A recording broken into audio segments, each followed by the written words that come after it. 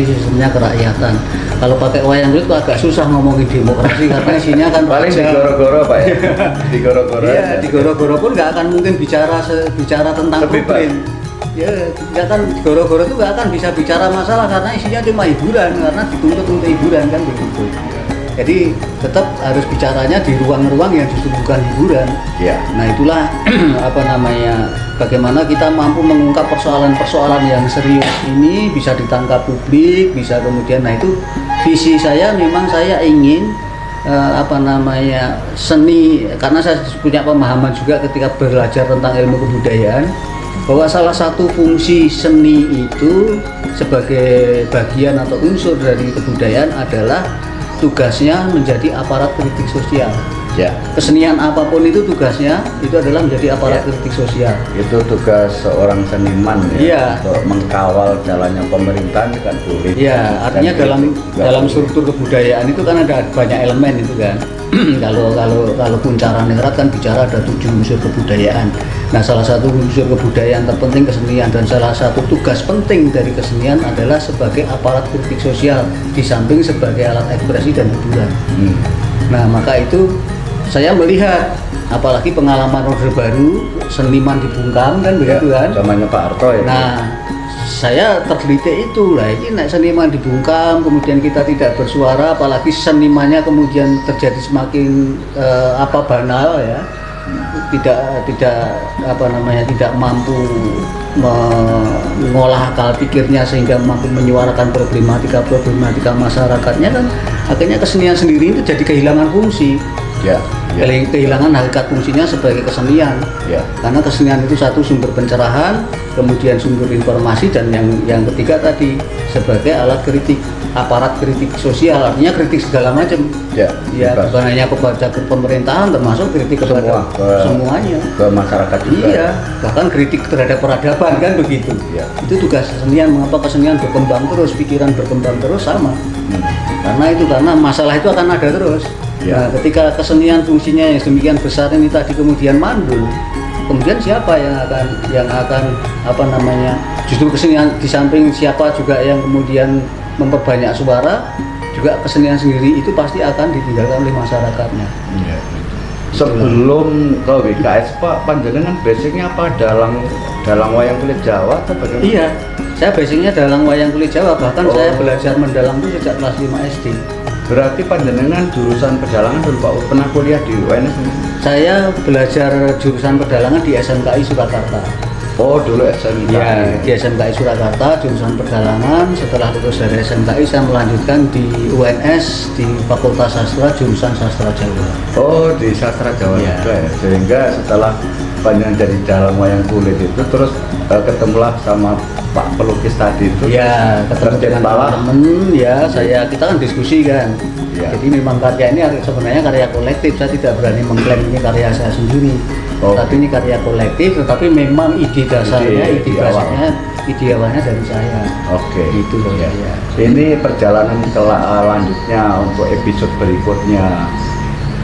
Kemudian panjenengan kan dikenal di masyarakat publik seluruh Indonesia bahkan dunia, terus yang tahun berapa itu sudah dikontrak MNC itu Pak ceritanya? Iya, itu mulai tahun berapa Pak dikontrak MNC? Ya cuma 1 tahun, nah, artinya MNC itu kita dikontrak di tahun 2014, dan alhamdulillah kita dikontrak sejumlah 36 episode.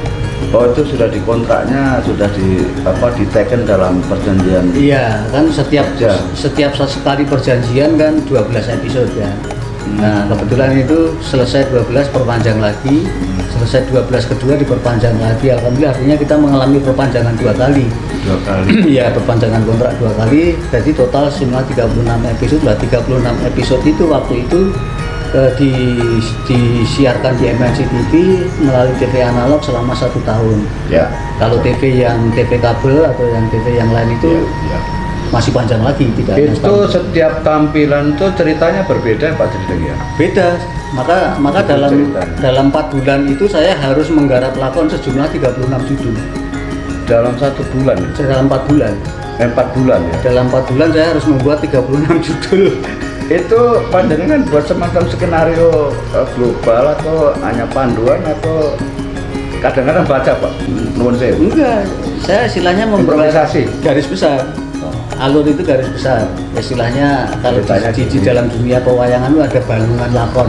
Balungan Ya, lakon. atau apa istilahnya outline ya. Ya. Outline-nya ada bahwa nanti adegan pertama ini, adegan kedua ini, adegan ketiga ini, adegan keempat ini. Tetapi walaupun garis besar kan bikin satu judul itu kan tidak gampang. Gitu kan. Kalau judul itu Pak Jendeng itu pesanan dari NNC atau mungkin mereka kan, oh Pak saya maunya cerita ini misalnya. Enggak. Sampai sendiri Saya sendiri karena Oh. memang saya dengan MNC waktu itu saya memang kekeh bahwa saya tidak mau untuk Distir. urusan cerita saya distir, nggak mau karena ini bagian, bahkan memang saya kalau mau pakai WKS ya WKS punya karakter, punya anu seperti ini dan saya tidak mau dirubah. Justru disitulah kekuatan WKS kan Iya. itu mulai dikenal. Ya maka lakonnya itu semua dari kami. Ya. Iya. Baru tampilan performan WKS panjenengan itu kan ya saya menghitung cukup lama itu kan humornya itu 50%. Iya. Tapi ada yang serius juga Pak. Oh iya. Nah serius itu ya kadang-kadang kita setelah serius terus guyu. Ini sesuatu yang sangat luar biasa. Selama di MNC 4 bulan Pak ya? Ya. 4 bulan. Maksudnya. Ya tentu pasti kan ada rezeki yang cukup ini. Tentu kan ada tim ya Pak ya. Ya. Minta maaf ini agak sedikit masuk ke cara privasi tentang honor dan seterusnya itu pasti akan dibagi sama tim. Oh iya, Cukup iya. banyak kemarin. Itu saya lihat sekitar 30-an tim. Enggak, kalau wayang kampung sebelah itu krunya sedikit. Enggak Yang seperti pemain, oh enggak.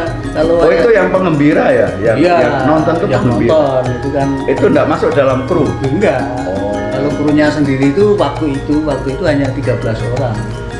13 itu termasuk panjenengan berarti? Iya, hanya 13 Terus orang. ada pemusik, Ada ya, ada lagu-lagu ada. Iya, ada kru teknis. Jadi memang ada strukturnya. Jadi wayang kampung sebelah itu ada dalang, sutradara termasuk penulis lakon saya.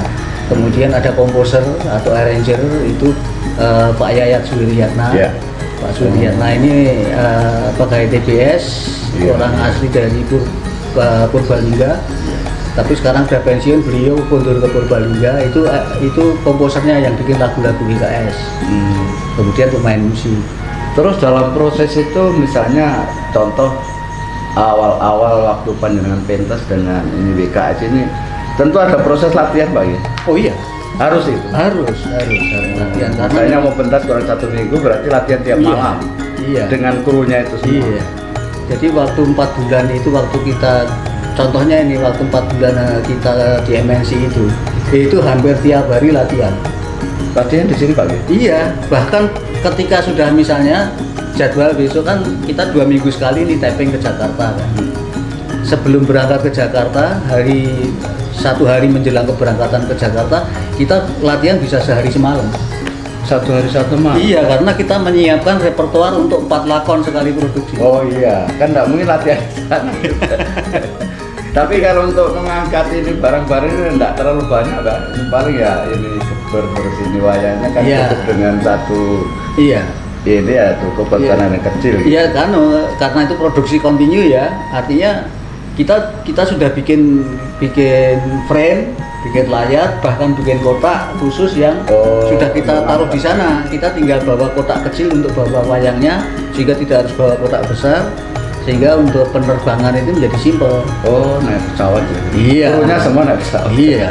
Iya, dengan dikontrak sama TVRI yang cukup terkenal. Iya. Ini Pak, filosofi wayang sendiri itu sebenarnya menurut panjenengan sebenarnya sebagai orang Jawa yang asli ya, yang khususnya untuk wayang-wayang yang asli pakem itu berfungsi. Saya setahu saya tuh dari Sunan Kalijogo ya Wali Songo itu apakah benar Pak itu munculnya wayang pertama kali?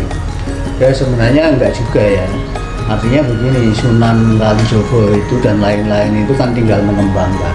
Oh. Tetapi bahwa wayang itu kelahirannya jauh lebih lama sebelum era, bahkan sebelum Mojopahit itu sudah sebelum ada Mojopahit itu wayang sudah ada, tapi hanya iya. bentuknya mungkin tidak. Iya, cuma bentuknya masih sederhana dan ceritanya masih cerita. Bahkan sebelum epos Mahabharata dan Ramayana masuk ke Indonesia, wayang itu sudah ada.